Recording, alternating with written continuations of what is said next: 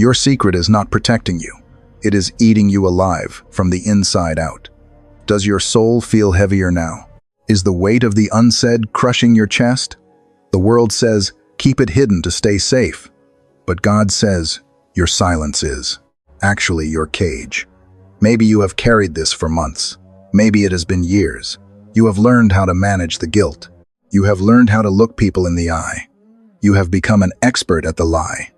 But you are exhausted. You are tired of looking over your shoulder. An unconfessed sin is a poison invited. An unconfessed sin is a ghost ignored. An unconfessed sin is a grave already dug. Did you catch that? A grave. You are not building a life. You are digging a hole. And every day you keep quiet, the hole gets deeper. The darkness gets thicker. The air gets harder to breathe. Let me say this straight. God is not surprised by what you did. He saw it when it happened. He saw the thought before it was an action. He saw the action before it was a habit. You are not hiding from Him. You are only hiding from His help. Think about your prayer life. It has gone cold. You try to speak, but the words hit the ceiling. You feel like a stranger in your own church. You hear a sermon and you feel like a target. This is not a coincidence. This is a calling. The Bible speaks to this directly. In the book of Proverbs, chapter 28, verse 13, it says something vital. He who covers his sins will not prosper, but whoever confesses them will have mercy. Notice the order. Covering leads to failure. Confession leads to mercy. You have been covering for a long time. You are trying to protect your name. You are trying to save your marriage. You are trying to keep your job, but you cannot protect what God has not blessed. And God cannot bless a lie. Maybe you check the door twice to make sure nobody heard the phone call. Maybe you delete your browser history the moment you hear a footstep. Maybe you avoid the eyes of the people who love you most. Maybe you have stopped praying because you feel like a hypocrite. You look in the mirror and you do not recognize yourself. You are living two lives. One life is for the public. It is polished. It is clean. It is a performance. The other life is for the dark. It is heavy. It is messy. It is real. Keeping those two lives separate is killing you. It is draining your energy. This does not mean you are a monster. It means you are a prisoner. And the key to the cell is in your mouth. The truth is the only thing that can break the chain. It is the only thing that can bring the peace. In this video, we are going to walk through 6 signs. These are the markers of the invisible chain. If you see yourself in these signs, do not run. Do not turn this off. This is your exit ramp. This is the moment your life changes. We are going to look at the physical rod of silence. We will see how a secret destroys your authority. We will see the cost of the religious mask, and we will see how to finally step into the light. This is not about your shame. This is about your freedom. Come with us now. Number 1. The physical rod of silence. Your secret is a heavy weight on your health. Let's start with the truth no one wants to say out loud. Your body is a better truth teller than your mouth. You can tell yourself that you are fine. You can tell your friends that everything is great. You can even try to convince yourself that what you did does not matter. But your nervous system knows the truth. It is recording every lie. It is tracking every cover-up. And eventually, it starts to send you the bill. You wake up at 3 in the morning with your heart racing. You are not sure why. You look at the ceiling, and you feel a strange sense of dread. Your stomach feels like it is constantly tied in knots. You have been to the doctor 3 times this year. They tell you it is just stress. They tell you that you need more sleep. But you know deep down, it is more than that. You are carrying a lead weight in your spirit. You are jumping every time your phone buzzes. On the nightstand. You think every text message is the one that will finally expose you. You find yourself getting angry at the smallest things. You snap at your spouse for no reason. You lose your temper with your children over a spilled glass of water. This is not who you are. This is the stress of the lie. You are carrying a spiritual bomb, and you are waiting for it to go off. That constant state of high alert is breaking you. You are living in survival mode. You are not thriving. You are just trying to make it to the end of the day. Maybe that is you. King David was the most powerful man in the world. He was a warrior and a king. He had everything a man could want, but he had a secret that lasted for a full year. He took another man's wife. Then, he had that man killed to cover his tracks. He thought he had outsmarted everyone. He thought the grave had closed on his mistake. But look at what happened to his body. In the book of Psalms, chapter 32, verse 3, David describes the cost. He said when he kept silent, his bones grew old. He said he groaned all day long. Think about that image. A king with all the food and wine he wanted. But he felt like he was dying of old age in his youth. His strength was turned into the drought of summer. He was a musician who had lost his song. He was a leader who could no longer stand straight. His guilt was a physical fire. It was burning up his energy. It was aging him before his time. He was wearing the crown, but the crown felt like a shackle. He was leading a nation, but he could not lead his own soul. He was waiting for a judgment that had already begun in his bones. He realized that God was not just judging him. God was trying to save him through the pain. It was not a sickness of the blood. It was a sickness of the soul. Number 2, the hidden wedge in your spiritual authority. Your secret is a silent thief in your prayers. Here is what nobody tells you. You cannot have spiritual power while you are protecting a spiritual lie. You want to be a leader in your home. You want to see your children follow God. You want to stand strong when the world gets dark, but you feel like a hollow shell. You feel like an actor on a stage. You are playing the part of a Christian, but you have no authority in the spirit. You know this feeling. You stand up to pray at the dinner table. You say the words you have said 1,000 times. You ask God to bless the food. You ask Him to protect your family, but the words feel like dust in your mouth. They do not carry any weight. You feel like a fraud every time you open your Bible. You see your spouse looking to you for strength, but you feel like you are crumbling inside. You try to give advice to a friend. You tell them to trust God, but you are not trusting God with your own truth. You are trusting your own ability to hide. You have become a soldier with a wooden sword. You are swinging at the enemy, but you are not making an impact. The enemy does not fear your prayers. He knows what you have hidden in the dark. He sees the compromise you are carrying. He knows the secret is your master. You are shouting commands at a wall, and the wall is not moving. Maybe that is you. In the book of Joshua chapter 7, we see a terrifying picture of this. The people of Israel were on a winning streak. They had just seen the walls of Jericho fall. They were confident and strong.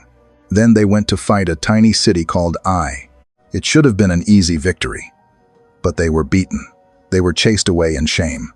Joshua was devastated. He tore his clothes and fell on his face. He asked God why they had lost. He did not understand the defeat, but God told him to get up. God did not offer comfort. He offered a confrontation. God said that Israel had sinned. He said they had taken things that were forbidden. A man named Achan had seen something he wanted. He saw a beautiful robe and some gold. He thought nobody was watching. He took the items and ran to his tent. He dug a hole in the ground. He buried the treasure right under his feet. He walked back out and acted normal. He probably stood in the assembly the next day. He probably sang the songs of victory. He looked like every other soldier. But his secret had paralyzed the entire nation. His hidden sin had removed the protection of God. The army was weak because one man was lying. Achan thought his secret only affected him. He thought he was the only one at risk, but his family and his friends paid the price. Your secret is not a private matter. It is a wedge in your home. It is a block in your church. It is a thief in your prayer closet. You are digging a hole under your own floor, and you wonder why the floor feels unstable. Achan's tent looked perfectly normal on the outside, but there was a curse under the rug. You can clean the outside of the cup. You can fix your hair. You can fix your clothes. You can fix your vocabulary. But if there is a wedge in the floor, the house will shake. You are wondering why your prayers are not being answered. You are wondering why your life feels stuck. It is not because God is distant. It is because you are holding on to something he told you to leave. You are trying to march forward, but you are anchored to a lie in the ground. It is time to dig. Number 4. The exhausting mask of religious perfection. Your public service is becoming a shield for your private sin. Let me say this straight. The busiest people often hide the most. You are using your work for God to hide your distance. You stay late to clean the sanctuary. You sign up for every committee. You lead the small group. You think that if you do enough good things, the bad thing will disappear. You are trying to balance the scales in your head. You think your service is a payment for your secret. You are exhausted. You are tired of being the person everyone admires. You walk into the building and you flip a switch. You smile. You hug. You say the right words. But you are terrified that someone will look too closely. You are afraid they will see the darkness behind your eyes. You feel like a spy in the house of God. You listen to the songs and you feel empty. You look at the person next to you and you feel jealous. They seem free. You are a prisoner in a suit. You are living a double life. The weight of the mask is starting to crack your neck. You are working for a God you are currently running from. You are more worried about your reputation than your soul. Sound familiar? Jesus had his hardest words for people just like this. He did not yell at the broken. He did not shout at the outcasts. He saved his fire for the religious professionals. In the book of Matthew, chapter 23, verse 27, he spoke to the Pharisees. He said they were like whitewashed tombs. These were graves that were painted white to look clean. People would walk past them and think they were beautiful, but inside, they were full of death. The Pharisees spent all their time on the paint. They worried about the laws. They worried about the ceremonies. They made sure everyone saw them praying. They wore long robes to show how holy they were. They wanted the applause of men. They did not want the heart of God. They were experts at the outside, but they were dying on the inside. You are doing the same thing. You are painting the tomb. You are making sure the outside of your life looks like a success. You have the nice house. You have the clean car. You have the church title. But there is a dead thing in the basement. There is a secret you buried that is starting to smell. You think you can outwork your guilt. You think you can outpray your shame. But God does not want your service. He wants your honesty. He would rather have a broken person in the light. He does not want a perfect person in the dark. Stop trying to impress him. He is not impressed by the paint. He is looking through the white stone. He is looking at the bones. He sees the secret you tucked away. He sees the phone calls. He sees the hidden accounts. He sees the bitterness you are nursing. And he is calling you to stop the show. The mask has served its purpose. It kept people away, but it also kept God away. You cannot be healed until you are real. You cannot be forgiven for a sin you will not name. So the question is not how well you can play the part. The question is how much longer you can stand the silence when the performance ends. Number 5. The isolation of the partial truth. You are surrounded by people, but you are completely alone in your secret. Let's be honest. The loneliest place in the world is not a desert. It is a room full of people who think they know you. You have a circle of friends. You go to the lunches. You go to the birthday parties. You talk about the weather. You talk about the news. But you never talk about the one thing that defines your day. You feel like a ghost in a crowd. Every time someone asks how you are doing, you feel a jolt of panic. You say the word fine because you have to. You have said it so many times it has lost its meaning. You think if they knew the real you, they would walk away. You have built a wall of safety to keep people out, but that wall has become your cell. You know how this works. You are sitting at a table with people who love you. They are laughing. They are sharing their lives, and you are sitting there, doing a mental calculation. You are checking your stories for holes. You are making sure you did not mention a name you should not have mentioned.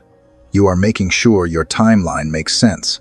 You are a director of a movie that is falling apart. You feel a physical distance between yourself and everyone else. It is like you are watching them through a thick sheet of glass. You can hear them. You can see them, but you cannot touch them. Not really. because the person they are talking to does not actually exist. They are talking to the version of you that you manufactured. The real you is buried underneath the lie.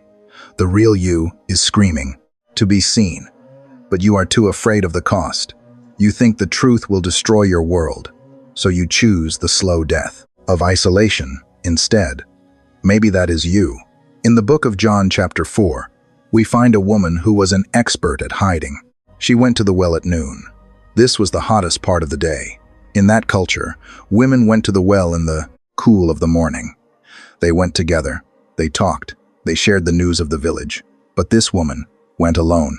She went when the sun was high and the streets were empty. She was not trying to avoid the heat. She was trying to avoid the eyes. She was tired of the whispers. She was tired of the judgment. She had a history she did not want to discuss. She had a life that did not fit the religious standard. Then she met Jesus. He did not let her stay in the shadows. He started a conversation about water, but then he hit the nerve. He told her to go get her husband. She gave him a partial truth. She said she had no husband. It was technically true, but it was a lie of omission. She was trying to give him just enough information to get him to stop asking. She was trying to protect her secret, but Jesus did not play the game. He told her everything she had ever done. He named the 5 husbands. He named the man she was living with now. He pulled the secret into the light of the noon sun. Did you catch that? He did not name her sin to shame her. He named it to see her, for the first time in years. She was fully known. She did not have to hide anymore. The secret was out, and the sky did not fall. The earth did not open up. Instead, she felt a freedom she had never known. She was so overwhelmed that she left her water jar behind. She ran back to the very town she had been avoiding. She shouted to the people who had whispered about her. She told them to come see a man who told her everything she ever did. Her greatest shame became her greatest sermon. The secret that was a chain became the key to her village. She stopped hiding her history. She started holding her healing. You thought your secret was a shield. You thought it kept you safe from the judgment of others. But it did not keep the judgment away. It only kept the healing out. You were not protecting your name. You were protecting your chains. And those are not the same thing. You were not staying safe. You were staying stuck. I am talking to the person who feels the sweat on their palms right now. I am talking to the one whose heart is racing as this video ends. You know exactly what secret I am talking about. You have a name in your head. You have a date in your mind. You have been waiting for a sign to stop running. This is it. You are tired of the 2 lives. You are tired of the performance. You are tired of being a ghost in your own home. God is not looking at you with a hammer. He is looking at you with a key. He is not trying to expose you to destroy you. He is trying to expose you to deliver you. He wants the real you, not the whitewashed version you show the world. The weight you feel in your chest right now is not a curse. It is a mercy. That heavy feeling is called conviction. It is the Holy Spirit whispering to your spirit. It is proof that your heart has not turned to stone. It is proof that the door has not closed. If you can still feel the sting of the truth, then God is still reaching for you. Do not ignore that feeling. Do not push it down with another lie. The conviction you feel is the bridge to your freedom. That is proof the door is still open. Do not let today be the day you stop feeling it. It might even cost you your comfort, but the lie will cost you your soul. The silence is over. Step into the light. He is waiting for you there.